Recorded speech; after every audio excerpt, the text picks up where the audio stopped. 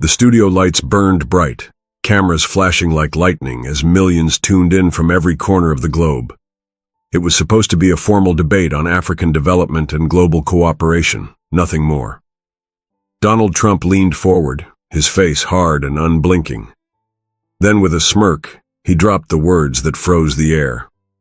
Africans are morons for supporting Ibrahim Traoré. For a moment, the studio was silent. You could hear the faint hum of the cameras, the shuffling of a few nervous papers.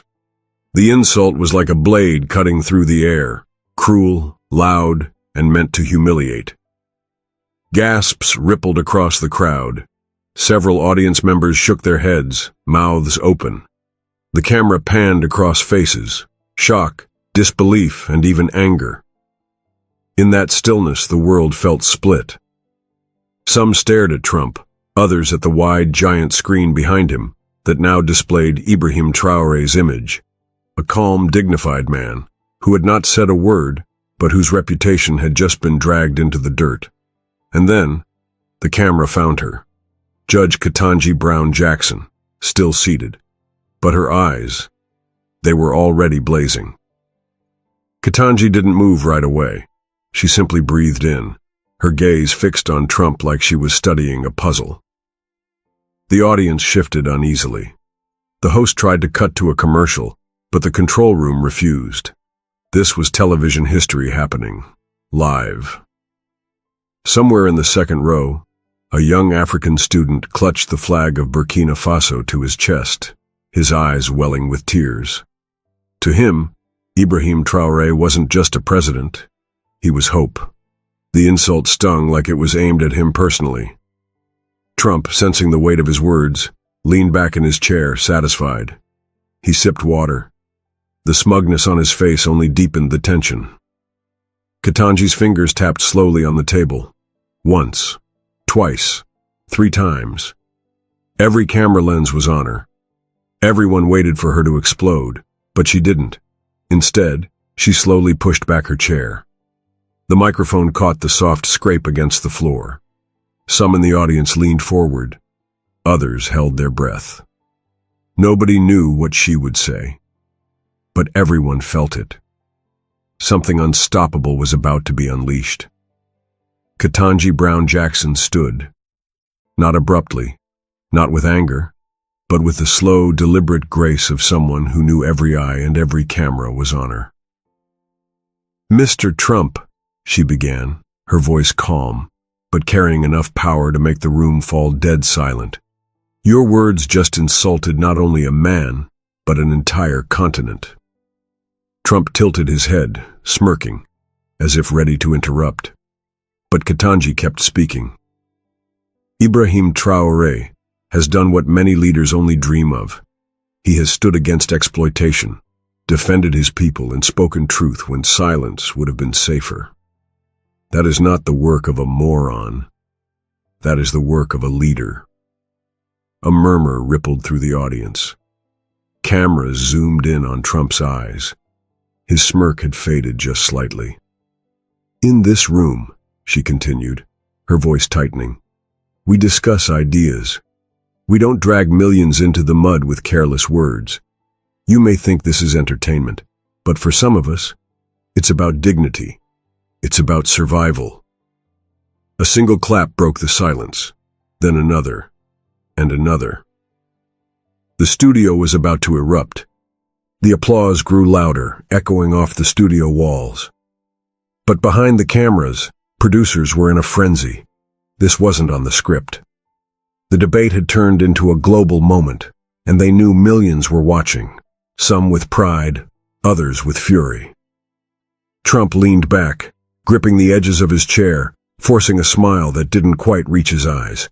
His fingers tapped against the desk, fast, impatient. Ketanji stood still, her hands resting on the table now, but her voice hadn't wavered. "Leaders like Ibrahim Traoré don't seek validation from those who trade dignity for ratings," she said, her eyes locked on Trump. In the front row, an elderly African man in a worn suit leaned forward. Tears shimmered in his eyes. His son had been inspired by Traoré to join a local youth program back in Burkina Faso. This moment, to him, wasn't politics.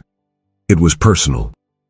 Trump opened his mouth to reply, but before a word escaped, the audience erupted again, forcing the moderator to step in.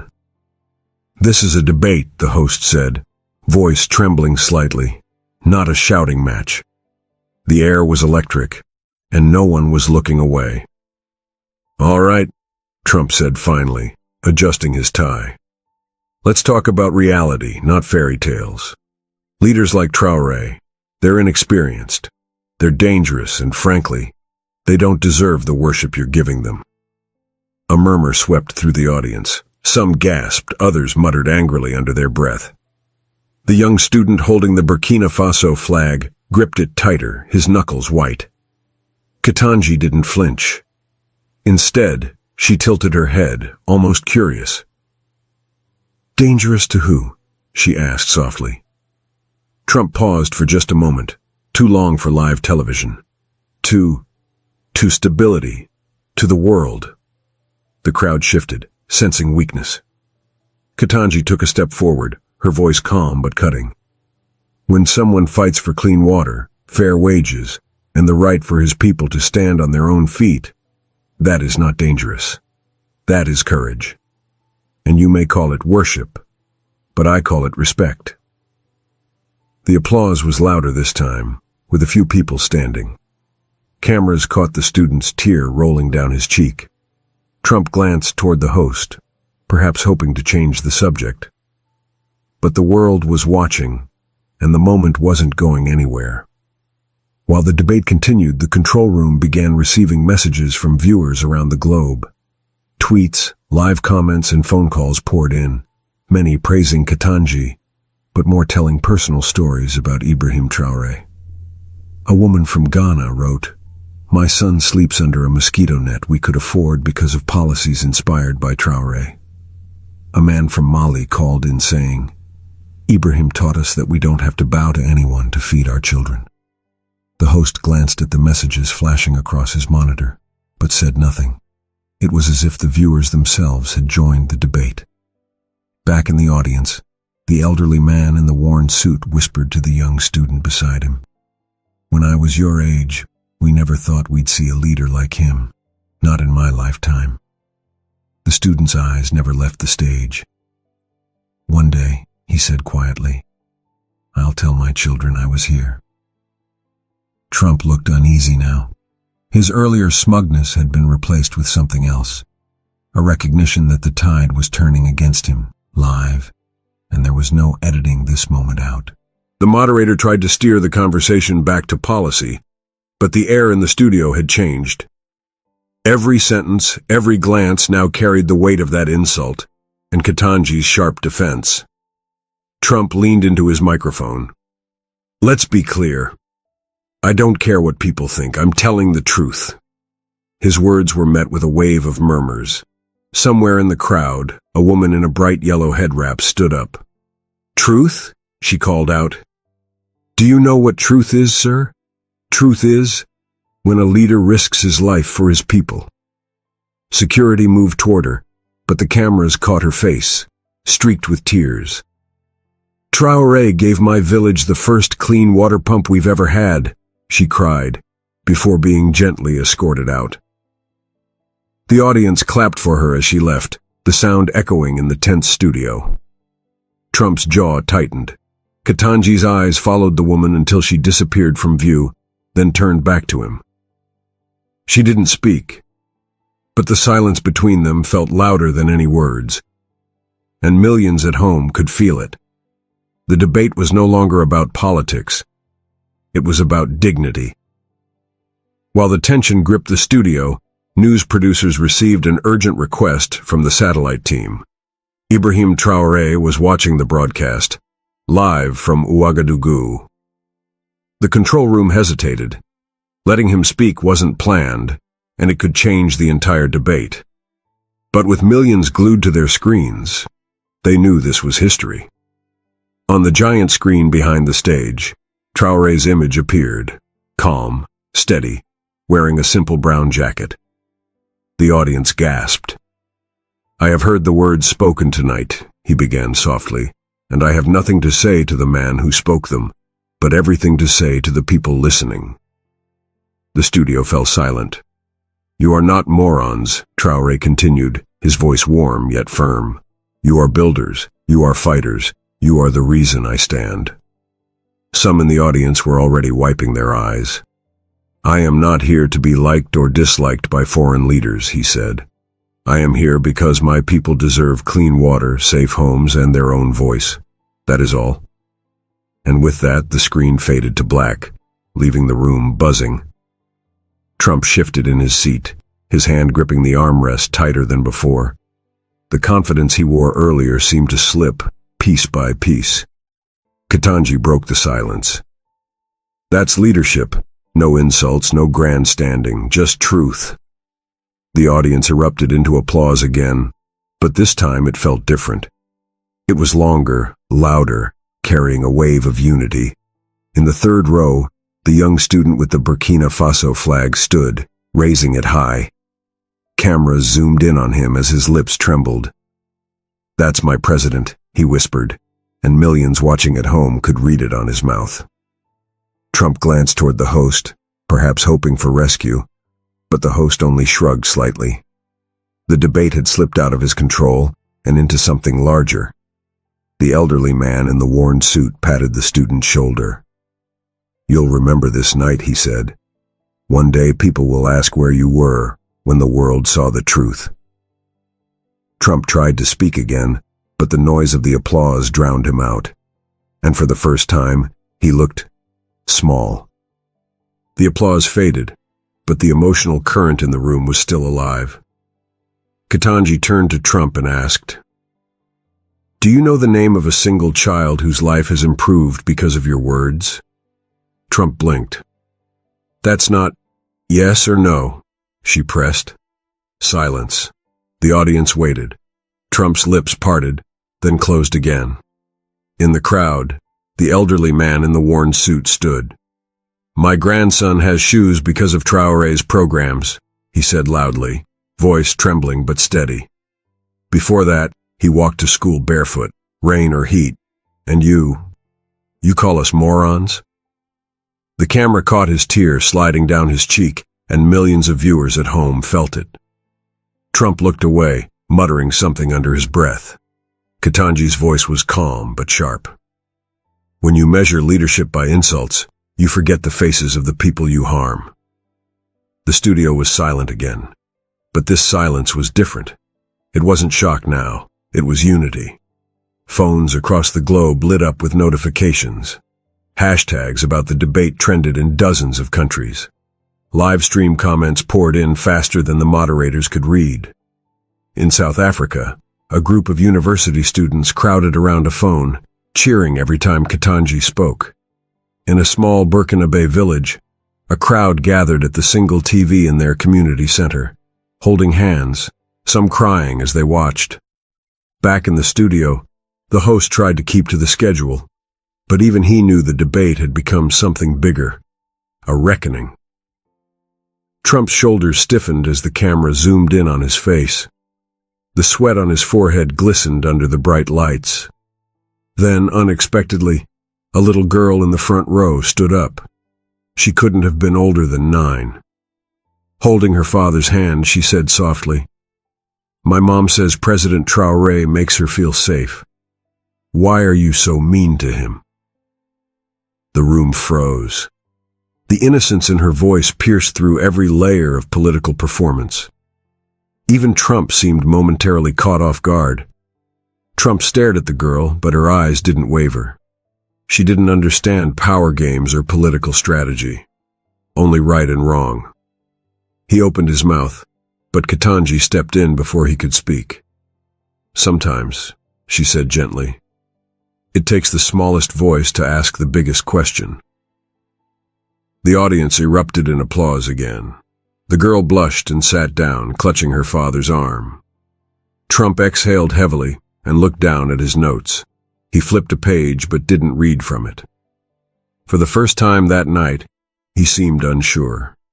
Somewhere in the back, the woman in the yellow head wrap had returned, standing silently with her hands clasped. The cameras caught her eyes glistening with pride. The moderator, sensing the weight of the moment, didn't interrupt.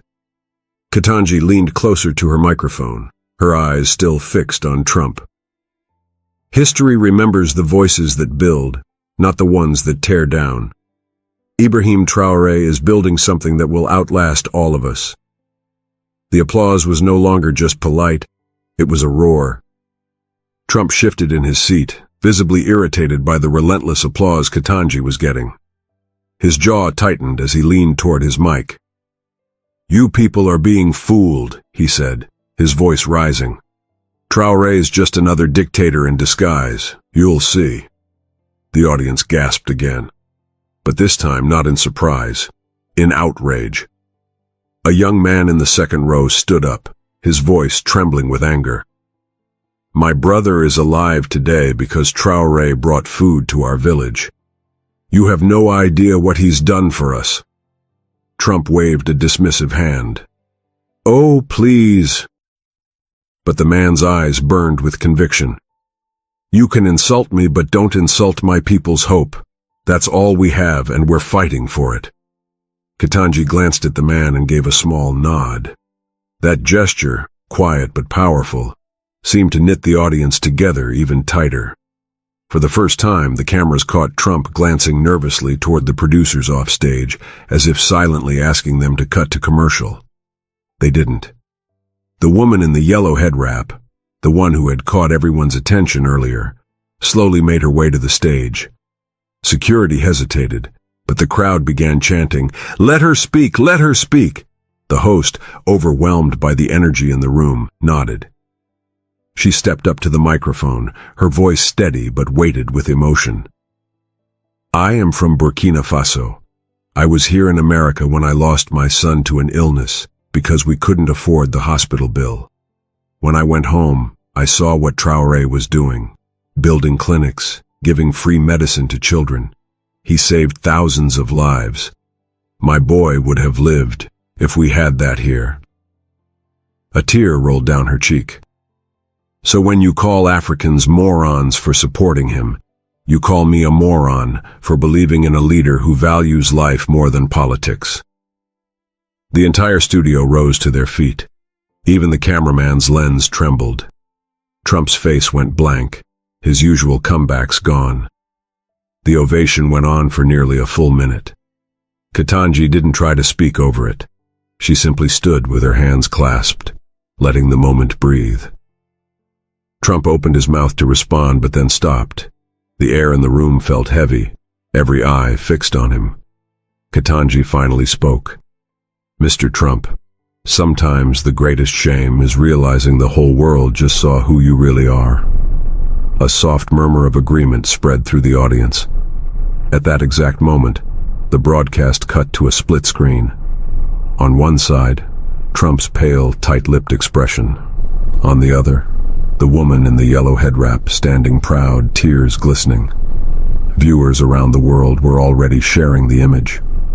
In villages, cities, and small towns, people said the same thing. This is not just a debate anymore. This is history. Trump leaned back, visibly deflated. Ketanji hadn't just won an argument. She had stripped the insult of its power and replaced it with dignity.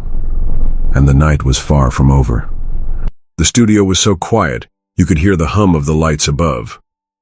Trump's eyes darted around, searching for a way out, but there was none. The cameras didn't blink. Ketanji took a step closer to the microphone. "You talk about leadership, Mr. Trump," she said, her voice calm but cutting. "But leadership is measured by the lives you lift, not the insults you throw." The screen behind them flashed images, not from the production team, but from viewers around the world sending live feeds. A child in Ouagadougou holding a book provided by Traoré's literacy program. A doctor in a rural clinic treating patients for free. Farmers smiling with baskets of grain. The crowd gasped. These were not statistics. They were faces, real people, real change. Trump shifted uncomfortably, his voice barely audible. That's not the point. But it was too late. The point had been made, and the world had seen it. The audience in the studio rose to their feet, but it wasn't just them. Around the world, people watching from tiny phone screens, crowded cafes, and massive living rooms were doing the same. In Ghana, a fisherman by the shore clapped with tears in his eyes. In New York, a mother hugged her child tighter. In Burkina Faso, a school teacher paused his lesson and replayed the moment for his students, saying, "Remember this day." Ketanji simply stepped back, letting the moment belong to the people whose lives had been changed. Then the woman in the yellow head wrap, now standing beside her, raised her hand and said, "We are not morons. We are survivors. And we know who stands with us." The applause roared again. It was no longer a debate. It was a declaration. Trump sat still, lips pressed into a thin line. For the first time that night, he looked small. As the broadcast wrapped up, the host's voice trembled. "Ladies and gentlemen, you've just witnessed a moment that will be remembered for decades." The camera zoomed in on Ketanji, the woman in the yellow head wrap, and the images of the African children smiling behind them. Trump walked off without a word. The crowd didn't notice. They were too busy chanting Traoré's name. Ketanji turned to the audience and said softly, "Hope is stronger than hate. And tonight, hope won." Somewhere in the control room, a producer wiped tears from his eyes. If this moment touched your heart, don't just watch. Be part of it. Like this video so the world sees it. Subscribe so you never miss the truth. And most importantly, drop a comment below telling us where you're watching from and what hope means to you. Let's flood the world with voices that refuse to be silenced.